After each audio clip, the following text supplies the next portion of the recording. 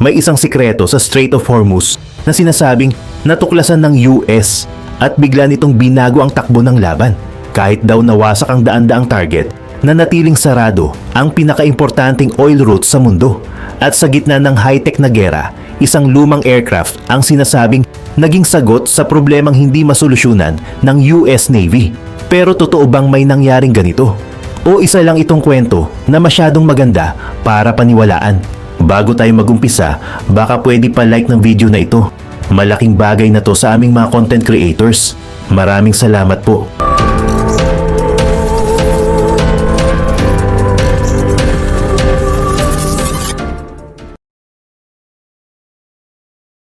May isang makitid na bahagi ng dagat sa Middle East na araw-araw dinadaanan ng libu-libong barko. Hindi ito kasing laki ng karagatan. Hindi rin ito open water na malawak. Isa lang itong choke point, ang Strait of Hormuz. Dito dumadaan ang malaking porsyento ng oil supply ng mundo. Ibig sabihin, kahit hindi ka nakatira sa Middle East, kahit nasa ibang bansa ka, konektado ka pa rin sa lugar na ito. Kapag may nangyaring problema dito, hindi lang lokal ang epekto.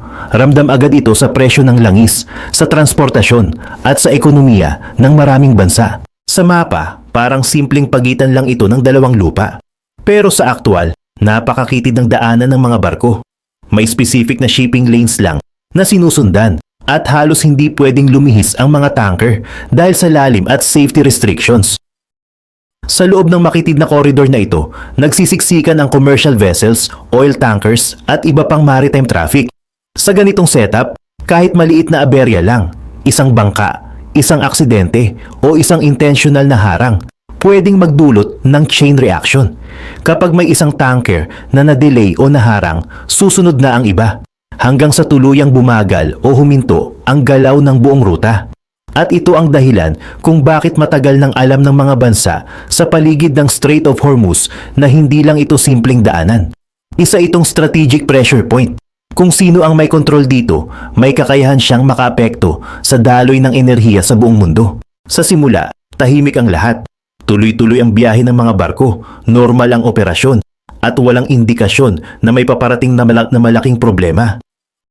Pero sa ilalim ng katahimikan na iyon, may mga plano ng binubuo, may mga taktika ng inihahanda, at may mga galaw na hindi agad napapansin. Hanggang sa huli, bigla na lang magbabago ang sitwasyon. At kapag nagsimula na ang pagbabago, hindi ito dahan-dahan. Isang iglap lang, ang lugar na dati ay simpleng ruta ng trade, magiging sentro ng isang krisis na kayang magpahinto sa mundo. Habang tuloy pa rin ang normal na daloy ng mga barko, may mga galaw na hindi agad napapansin sa ibabaw ng tubig. Hindi ito malalaking warships na madaling makita.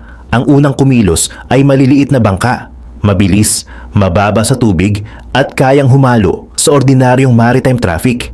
Sa unang tingin, parang wala lang. May mga fishing vessels, may mga civilian boats at may mga maliliit na craft na paikot-ikot lang sa area. Pero habang tumatagal, napapansin na may pattern ng galaw nila. Hindi sila basta random. May direksyon, may timing. Unti-unti, dumarami ang mga fast attack boats na ito. Hindi sabay-sabay, kundi paunti-unti para hindi halata. Sa radar, mukhang normal traffic lang. Pero sa aktual, nagsisimula ng mabuo ang isang coordinated presence sa loob ng makitid na koridor. Kasabay nito, may isa pang nangyayari na mas delikado. Sa ilalim ng tubig, may mga inilalagay na sea mines. Hindi ito basta-basta nakikita.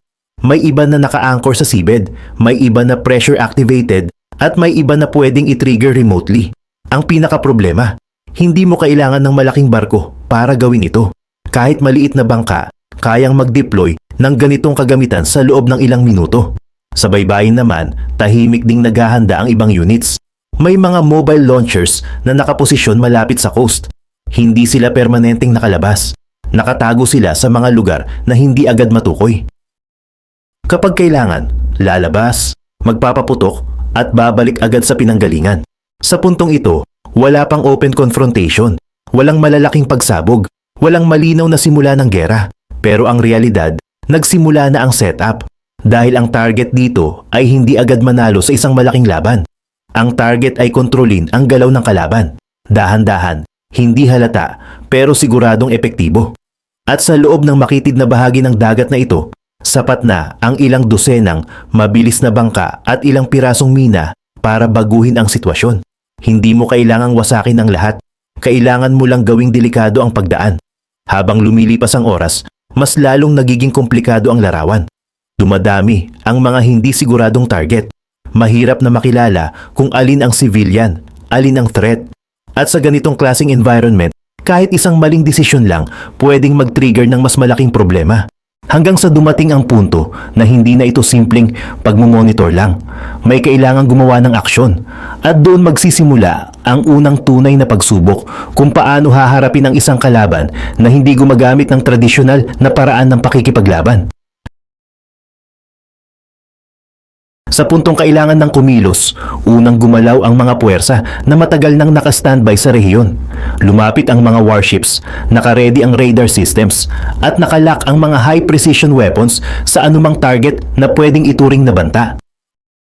Sa papel, kontrolado ang sitwasyon, kumpleto ang kagamitan, mataas ang technology, at may sapat na firepower para sirain ang anumang lalabas sa dagat. Pero pagdating sa actual na engagement, doon lumabas ang unang problema. Sa bawat detection ng maliit na target, kailangan munang kumpirmahin kung ano ito. Hindi pwedeng basta magpaputok dahil halo-halo ang nasa paligid. May civilian vessels, may fishing boats, at may mga hindi agad matukoy kung threat o hindi. Ang bawat segundo ng pagdadalawang isip ay nagbibigay ng oras sa kalaban para makalapit o makaposisyon. Kapag nakumpirma na ang target, saka palang papasok ang engagement. Dito nagagamit ng missiles o naval guns. Pero bawat putok ay may katumbas na malaking gastos. Ang isang interceptor o anti-ship missile ay nagkakahalaga ng milyon, habang ang target ay isang maliit na bangka na kayang gawin sa murang halaga. Sa unang mga engagement, may mga target na natamaan. May mga bangka na nasira. May mga galaw na napigilan. Pero kasabay nito, napansin agad ang isang pattern. Hindi na uubos ang lumalapit na threats. Habang may natatamaan, may bagong sumusulpot. Habang may umaatras, may ibang papasok sa ibang direksyon.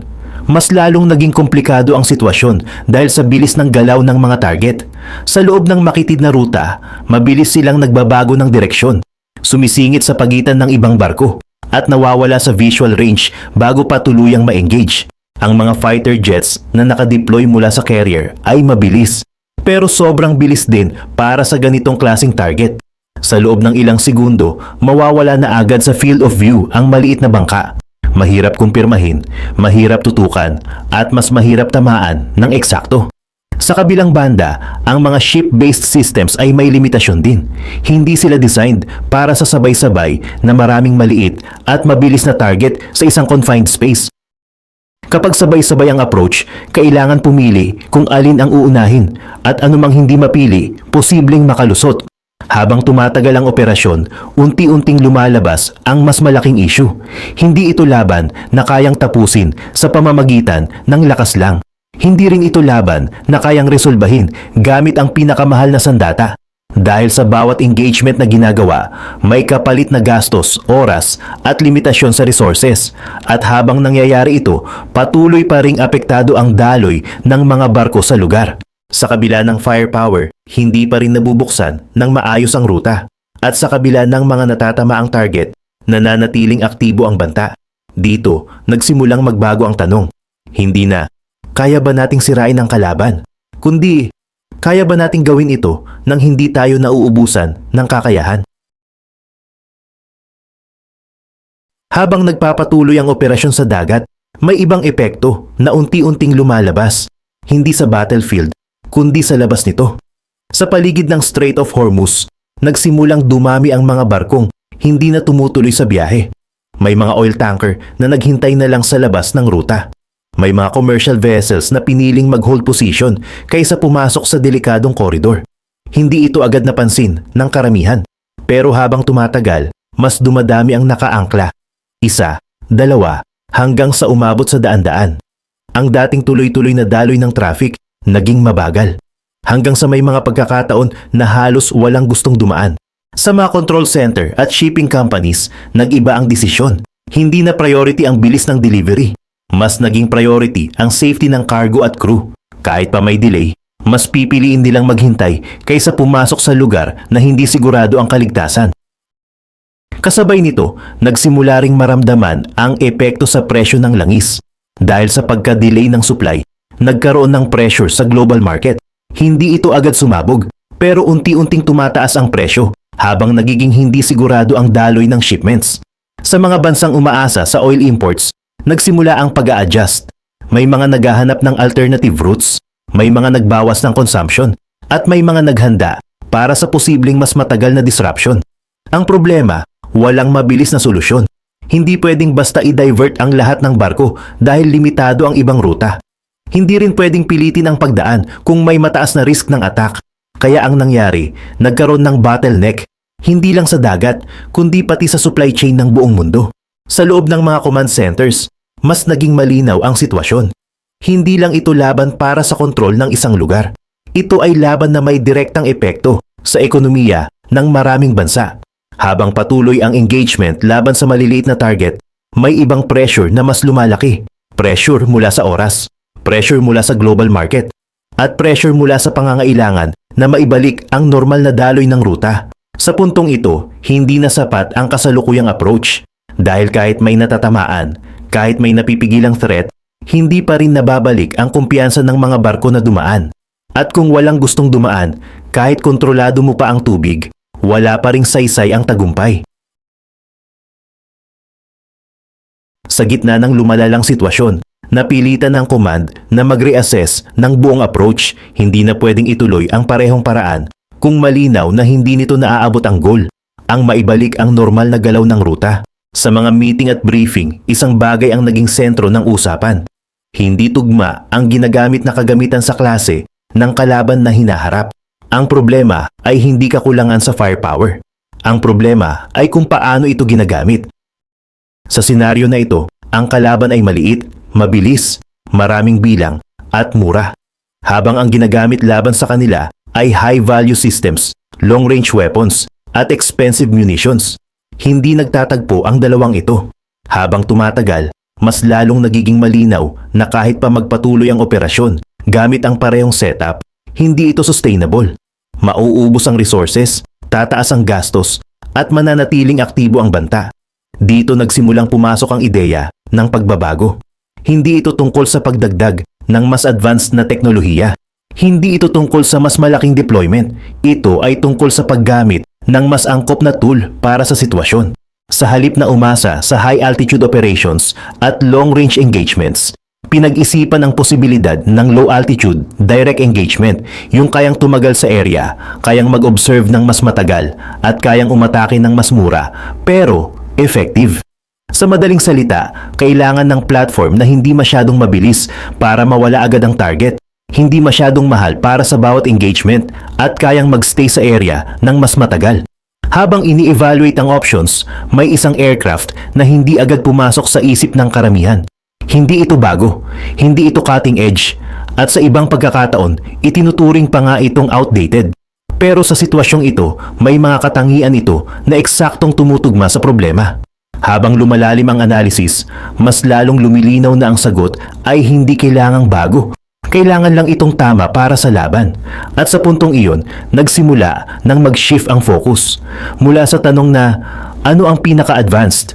Napunta sa tanong na, ano ang pinaka-akma? Hindi agad-agad inanunsyo ang pagbabago. Walang malaking press release. Pero sa loob ng operasyon, may isang malinaw na shift na nangyari. May bagong platform na pumasok sa eksena. At iba ang paraan nito kumilos kumpara sa mga naunang ginamit. Ito ang A-10 Thunderbolt II. Sa unang tingin, hindi ito impressive kung ikukumpara sa modern jets. Mas mabagal ito, mas luma ang design, at hindi ito stealth. Pero pagdating sa aktual na pangangailangan ng sitwasyon, doon ito nagkaroon ng advantage. Sa halip na lumipad ng mataas at mabilis, bumaba ito sa mas mababang altitude. Hindi ito dumaan lang sa area. Umiikot ito, nag-observe, at nananatili sa loob ng koridor ng mas matagal. Sa ganitong paraan, mas malinaw ang nakikita ng piloto. Hindi lang radar ang basehan, may visual confirmation. Sa loob ng makitid na ruta, kung saan halo ang civilian at possible threat, mahalaga ang ganitong klaseng observation. Hindi sapat ang bilis, kung hindi mo naman kayang tukuyin ang target ng maayos. Habang nagsisimula ang operasyon ng A-10, nagbago ang pacing ng engagement. Kapag may nakitang kahina-hinalang galaw, hindi na kailangan agad gumamit ng mamahaling missile. May option na gamitin ang onboard cannon, isang 30mm system na kayang maglabas ng libu-libong rounds kada minuto. Sa loob ng ilang segundo, sapat na iyon para ma-disable ang isang maliit na bangka. Ang mahalaga rito, hindi lang effectiveness ang tumaas, kundi pati efficiency. Sa bawat engagement, mas mababa ang cost. Mas maraming target ang kayang i-handle nang hindi agad nauubos ang resources. At dahil mas matagal silang nananatili sa area, mas mabilis ang response sa anumang bagong galaw. Unti-unting naramdaman ang epekto nito. Mas nagiging kontrolado ang sitwasyon sa loob ng koridor. Hindi agad nawawala ang target sa paningin.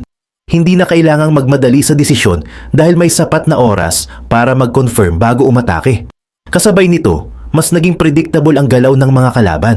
Sa tuwing may lalapit o susubok pumasok sa ruta, may nakabantay na agad sa itaas.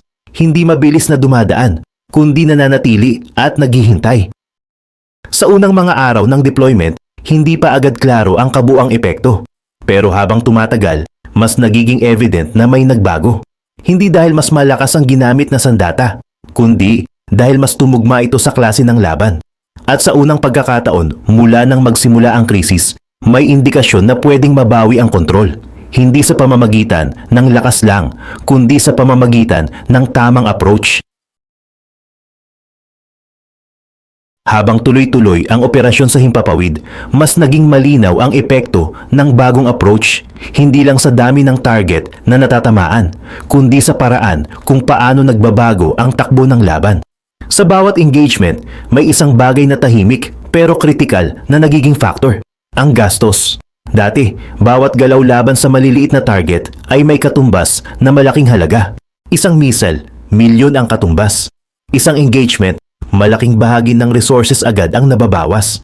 Kahit pa matagumpay ang bawat atake, hindi ito kayang ulit-ulitin ng matagal. Pero ngayon, nag-iba ang equation. Sa paggamit ng cannon at mas murang munitions, bumaba ang halaga ng bawat engagement. Hindi na kailangang magtipid sa bawat putok. Hindi na kailangang magdalawang isip kung sulit ba ang target. Sa simpleng salita, mas naging sustainable ang operasyon. Habang tumatagal, mas lumilinaw ang kaibahan. Sa isang banda, may kalaban na umaasa sa dami at bilis. Maraming maliit na target na kayang ulit-ulitin ang atake. Sa kabilang banda, may puwersa na dati ay limitado dahil sa mahal na kagamitan.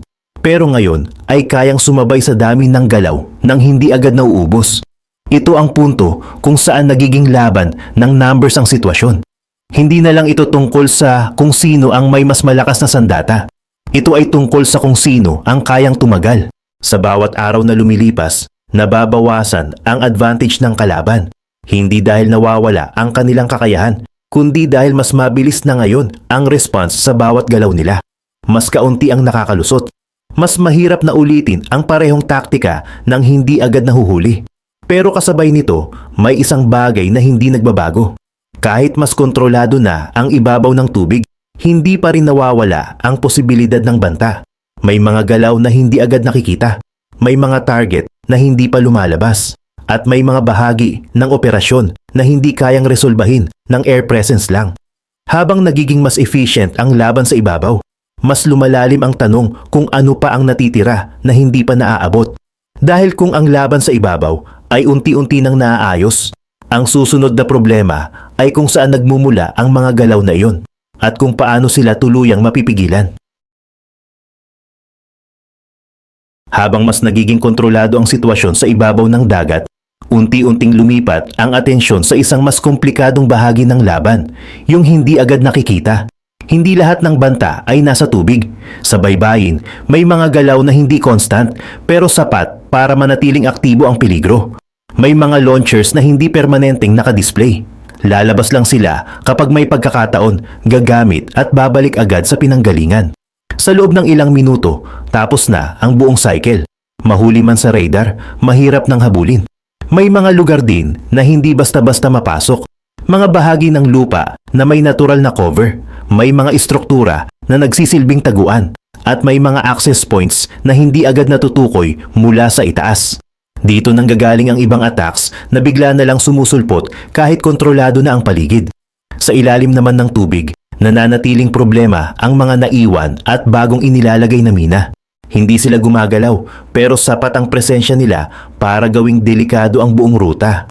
Kahit walang aktibong pag-atake, ang posibilidad na may nakatagong panganib ay sapat para pigilan ang kumpiyansa ng mga dumadaan. Sa puntong ito, malinaw na hindi sapat ang pagkontrol sa surface. Kahit gaano pa kadalas ang patrol sa himpapawid, kung may pinanggagalingan ang mga galaw sa lupa at sa ilalim ng tubig, hindi tuluyang matatapos ang problema. Parang pinipigilan mo lang ang epekto pero hindi mo pa naabot ang ugat. Habang sinusubukan hanapin ang mga source ng mga pag-atake, mas lalong nagiging malinaw kung gaano kahirap ang sitwasyon. Hindi ito iisang target na pwedeng tutukan. Hindi ito isang base na pwedeng wasakin at matapos ang laban. Ito ay network, kalat, nakatago at kayang mag-adjust depende sa galaw ng kalaban. Sa bawat oras na lumilipas, may mga natatanggal na capability sa ibabaw pero may mga natitira pa rin na kayang mag-reactivate ng sitwasyon anumang oras. At dito lumabas ang isang bagong realization. Kung gusto talagang masecure ang ruta, hindi pwedeng hanggang ibabaw lang ang kontrol. Kailangan maabot ang pinanggagalingan ng bawat galaw. At ang tanong ngayon, paano mo haharapin ang kalaban na hindi mo agad nakikita pero kayang umatake anumang oras? Habang mas lumalalim ang analysis ng sitwasyon, may isang bagay na unti-unting tinanggap ng mga nasa command. May limitasyon ang kayang gawin mula sa himpapawid. Kahit gaano kadalas ang patrol, kahit gaano kabilis ang response, may mga target na hindi talaga naaabot ng tuluyan. Hindi dahil kulang ang kakayahan, kundi dahil ang kalaban ay hindi naka-expose sa iisang lugar lang. Sa tuwing may natutukoy na galaw sa baybayin, may pagkakataon na naabot ito at napipigilan. Pero hindi lahat ng pagkakataon ay ganito. May mga pagkakataon na pagdating ng strike, wala na ang target. Nakapag-deploy na, nakapag-retreat na, at bumalik na sa loob ng mga lugar na hindi agad mapasok. Ang mas mahirap, kahit ma-damage ang isang bahagi ng infrastructure, hindi ibig sabihin na tapos na ang threat. May mga reserba, may mga nakatagong kagamitan, at may kakayahang ulitin ang operasyon mula sa ibang lokasyon. Sa ilalim ng tubig, ganun din ang sitwasyon. Kahit may efforts para i-clear ang ruta, hindi agad natitiyak kung gaano kalinis ang area. Hindi lahat ng mina ay agad natutukoy. Hindi lahat ay agad natatanggal. At sa ganitong kondisyon, kahit isang natitirang hazard lang ay sapat para manatiling delikado ang buong koridor. Habang pinagsasama-sama ang lahat ng impormasyon, mas lalong nagiging malinaw ang buong larawan.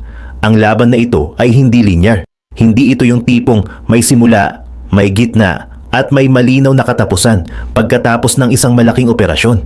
Ito ay paulit-ulit na proseso. Hanap, target, neutralize, at ulitin ulit sa ibang lugar.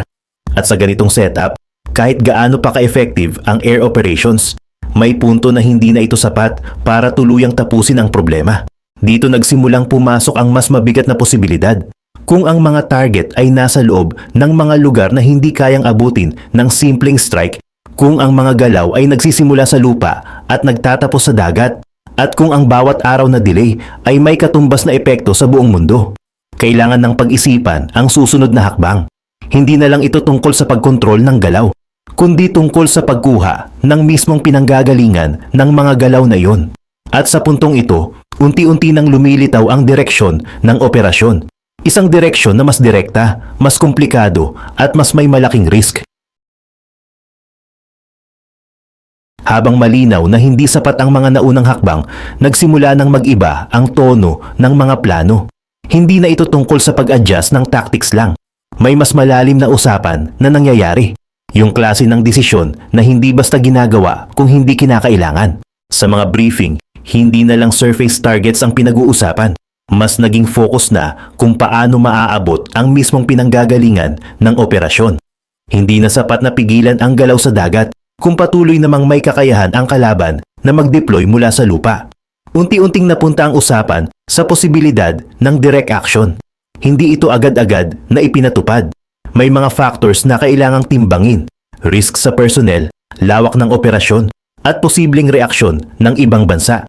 Pero habang tumatagal, mas nagiging malinaw na kung walang gagawing mas direktang hakbang, mananatili lang sa parehong cycle ang sitwasyon.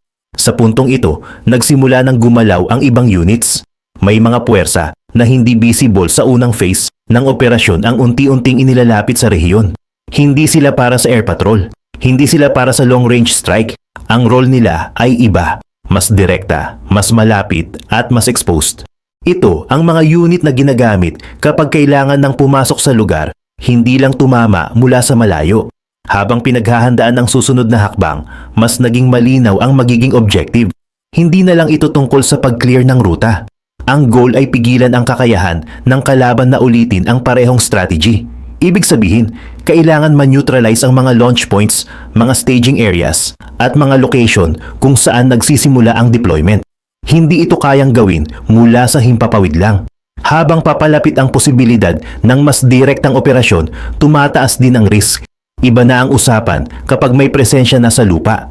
Mas malapit sa kalaban, mas mabilis ang engagement, at mas maliit ang margin for error. Sa kabila nito, may isang bagay na nagtutulak sa desisyon. Habang hindi pa tuluyang secured ang ruta, patuloy ang epekto sa labas ng battlefield. Patuloy ang delay, patuloy ang uncertainty, at patuloy ang pressure mula sa iba't ibang sektor na kailangang maibalik ang normal na daloy. Sa huli, hindi na ito simpleng pagpili kung gusto ba o hindi. Ito ay naging tanong kung kailan. At habang papalapit ang sagot, mas nagiging malinaw na ang susunod na yugto ng laban ay hindi na lang tungkol sa kontrol ng dagat, kundi tungkol sa pagpasok sa mismong lugar kung saan nagsisimula ang lahat. Habang papalapit ang desisyon na pumasok ng mas direkta, mas naging aktibo ang galaw ng mga puwersang hindi pa nakikita sa unang mga yugto ng operasyon. Hindi na ito puro surveillance at strike mula sa malayo. May mga unit na unti-unting inilalagay sa posisyon kung saan kaya nilang kumilos sa loob mismo ng target area. Sa mga barkong nasa labas ng critical zone, nagsimulang magbago ang configuration. Hindi na lang ito tungkol sa defense at air support. May mga kagamitan at personnel na nakaredy para sa mabilis na deployment kung sakaling kailanganin. Ang mga unit na ito ay hindi para sa simpleng presensya. Ang purpose nila ay malinaw. Kapag dumating ang utos, kailangan nilang makapasok, makakilos, at makalabas ng may kontrol sa sitwasyon.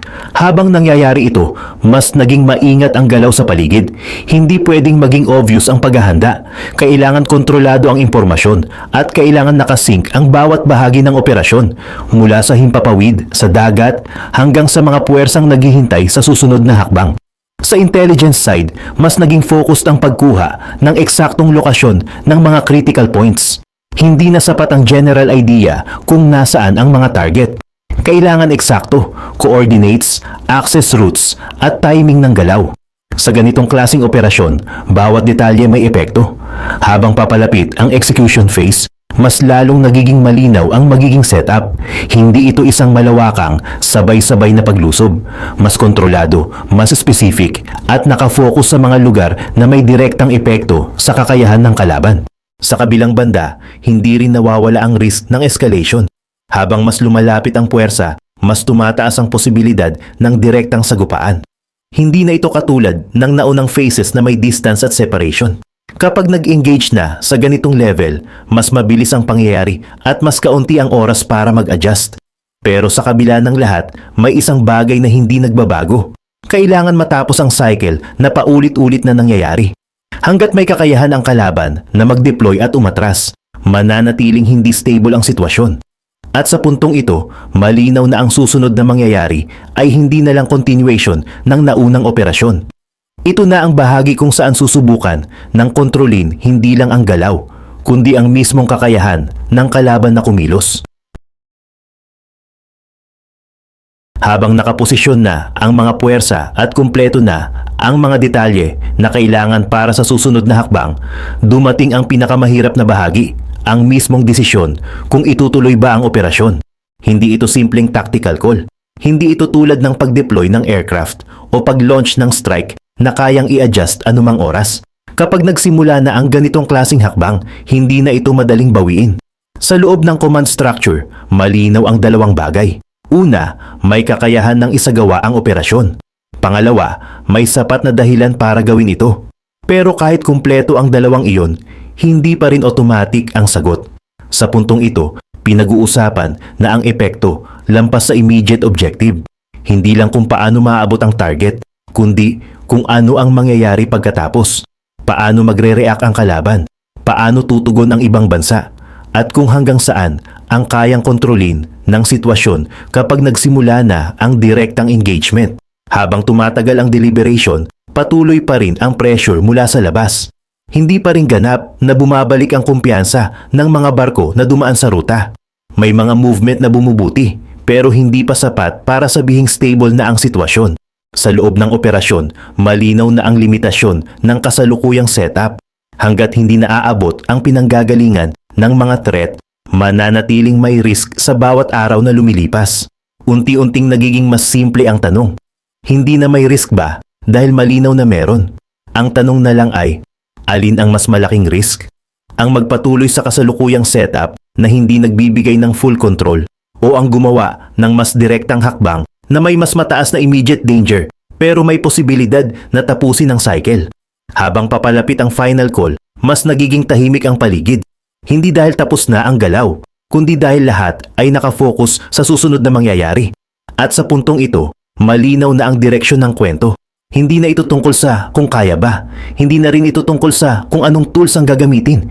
Ito ay tungkol sa kung kailan pipiliin na simulan ang hakbang na magbabago sa buong sitwasyon.